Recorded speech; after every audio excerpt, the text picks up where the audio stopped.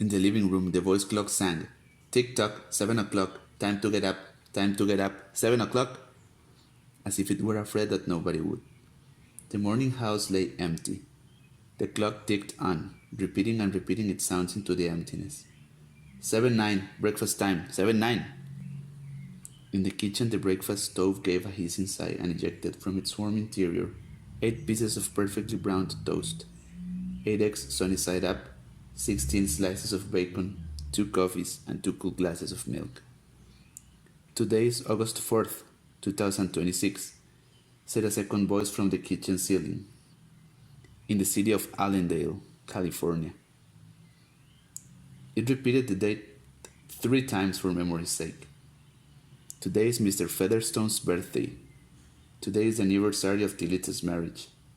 Insurance is payable, as are the water, gas, and light bills." Somewhere in the walls, relays clicked, memory tapes glided under electric eyes. 8-1, tick-tock, 1 o'clock, off to school, off to work, run, 8-1. But no doors slammed, no carpets took the soft tread of rubber heels. It was raining outside. The weather box on the front door sang quietly. "Rain, rain, go away, umbrellas, raincoats for today." And the rain tapped on the empty house, echoing. Outside, the garage chimed and lifted its door to reveal the waiting car. After a long wait, the door swung down again. At 8:30, the eggs were shriveled and the toast was like stone.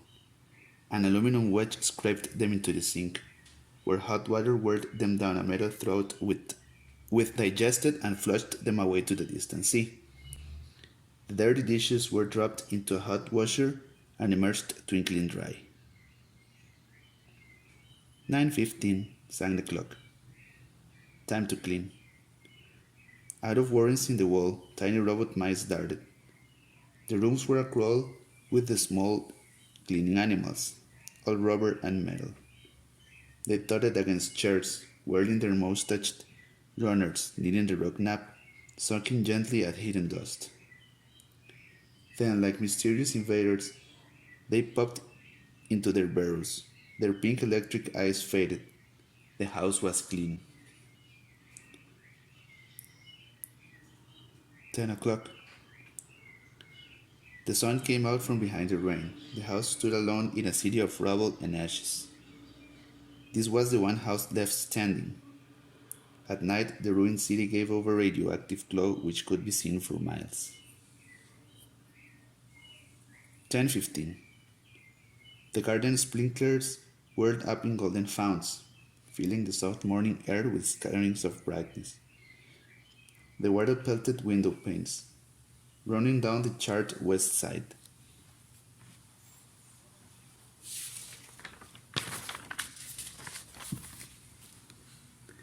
Where the house had been burned, evenly free of its white paint, the entire west face of the house was black, save for 5 places. Here the silhouette in paint of a man mowing a lawn, here, as in a photograph, a woman bent to pick flowers.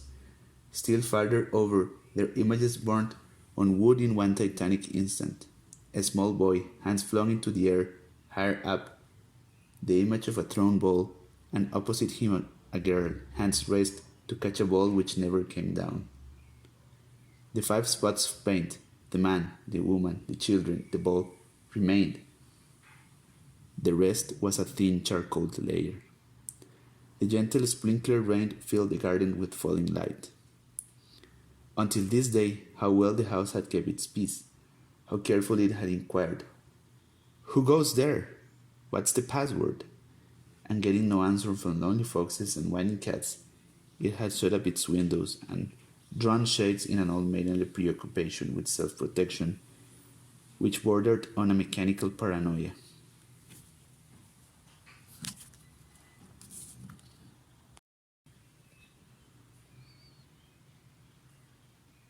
It quivered at each sound, the house did.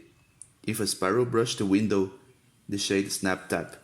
The bird, startled, flew off. No, not even a bird must touch the house. 12 noon. A dog whined, shivering on the front porch.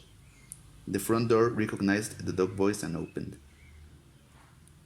The dog, once huge and fleshy, but now gone to bone and covered with sores, moved in and through the house, tracking mud.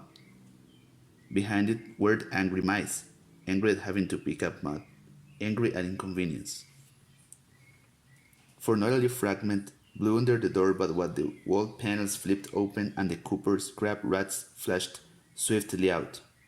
The offending dust, hair or paper, seized in miniature steel jaws, was raised back to the barrows.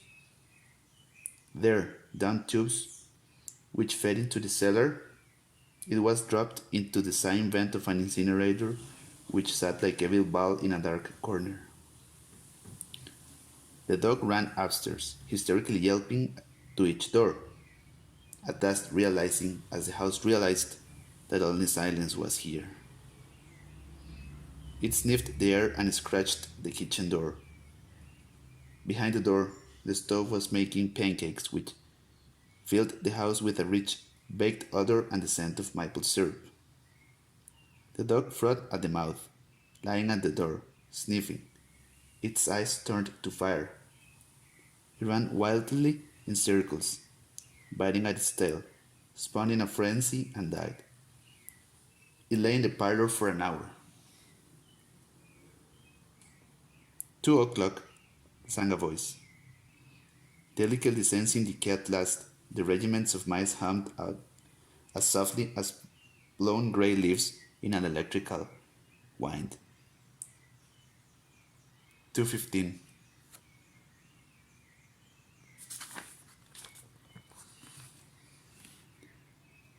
The dog was gone.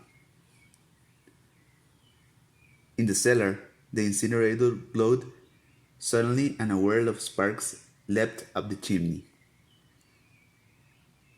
2:35. Bridge tables sprouted from patio walls.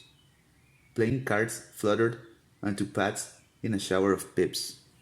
Martinis manifested on an oaken bench with egg salad sandwiches. Music played, but the tables were silent and the cards untouched. At 4 o'clock, the tables folded like great butterflies back through the paneled walls. 4:30. The nursery walls glowed. Animals took shape. Yellow giraffes, blue lions, pink antelopes, lilac panthers, cavorting in crystal substance. The walls were glass. They looked out upon color and fantasy. Hidden films clocked through well-oiled sprockets, and the walls lived. The nursery floor was woven to resemble a crisp, cereal meadow. Over this ran aluminum roaches and iron crickets, and in the hot still air butterflies of delicate red tissue wavered among the sharp aroma of animal spores. There was the sound, like a great mated yellow hive of bees within a dark bellows, the lazy bumble of a purring lion, and there was the patter of okapi feet, and the murmur of a fresh jungle rain, like other hoofs falling upon the summer-starched grass. Now the walls dissolved into distances of parched grass mile on mile, and warm endless sky. The animals drew away into thorn breaks and water holes. It was the children's hour. 5 o'clock. The bath filled with clear hot water. 6, 7, 8 o'clock. The dinner dishes manipulated like magic tricks. And in the study a click. In the metal stand opposite the hearth where a fire now blazed up warmly, a cigar popped out. Half an inch of soft grey ash on it, smoking, waiting. 9 o'clock. The beds warmed their hidden circuits, for nights were cool here. 9:05. A voice spoke from the study ceiling. Mrs. McLennan, which poem would you like this evening?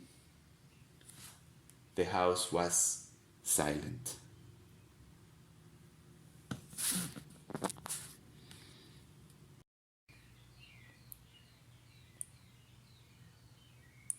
The voice said at last.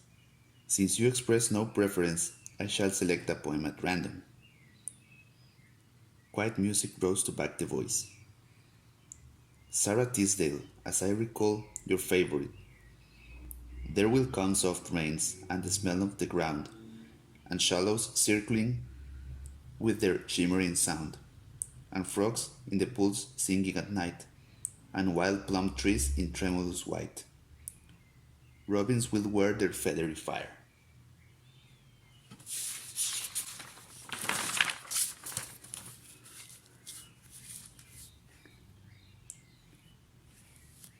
Whistling their wings on a low fence wire, and not one will know of the war, not one will care at last when it is done. No one would mind neither bird nor tree if mankind perished utterly. And spring herself, when she woke at dawn, would scarcely know that we were gone.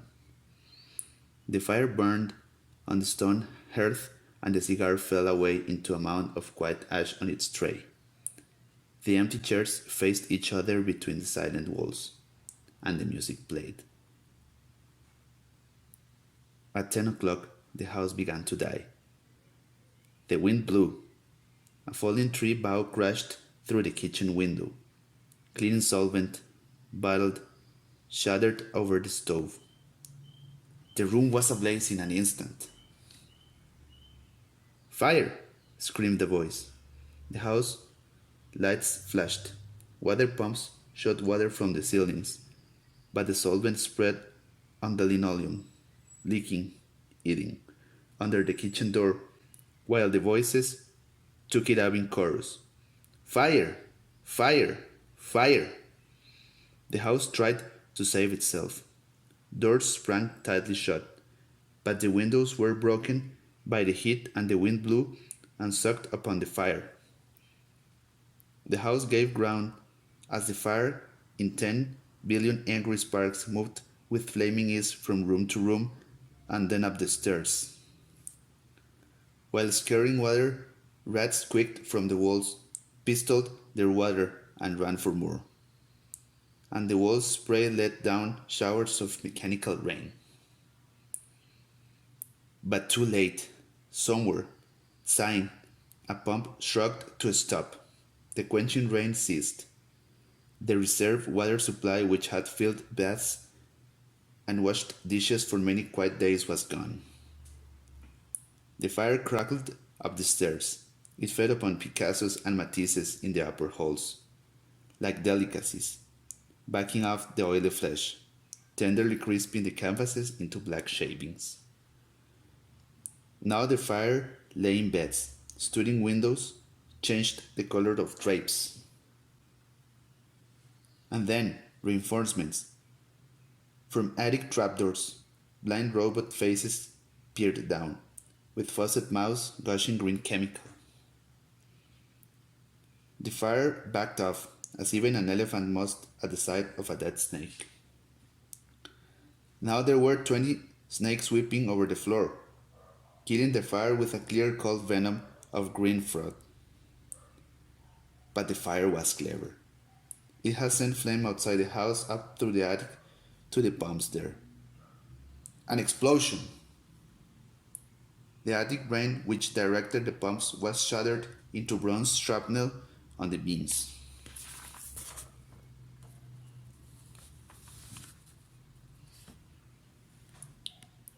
The fire rushed back into every closet and fell on the clothes hung there.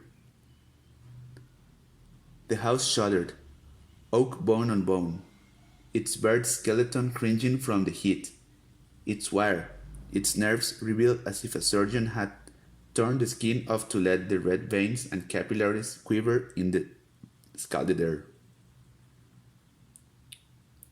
"Help! Help! Fire! Run! Run!" Heat snapped mirrors like the first brittle winter ice, and the voices wailed, "Fire! Fire! Run! Run!"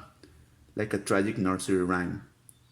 A dozen voices, high, low, like children dying in a forest, alone, alone, and the voices fading as the wires popped their sheetings like hot chestnuts, 1, 2, 3, 4, 5 voices died. In the nursery, the jungle burned. Blue lions roared. Purple giraffes bounded off.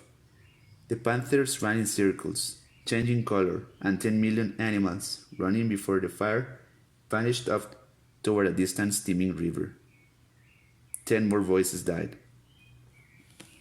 In the last instant, under the fire avalanche, other choruses, oblivious, could be heard announcing the time, cutting the lawn by remote control mower, or setting an umbrella frantically out and in, the slamming and opening front door, 1,000 things happening, like a clock shop when each clock strikes the hour insanely before or after the other, a scene of maniac confusion, yet unity.